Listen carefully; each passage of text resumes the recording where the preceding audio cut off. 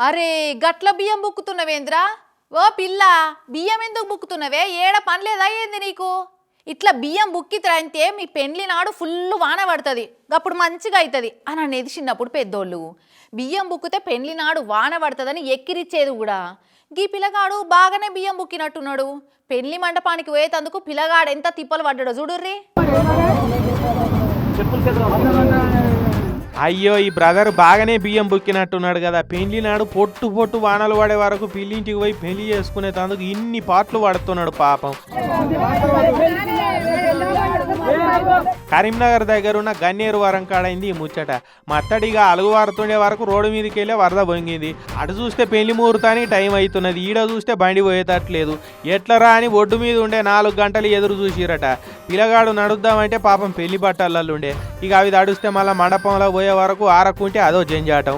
మళ్ళీ జీవితంలో first time పెళ్లి చేసుకుంటున్నాడా.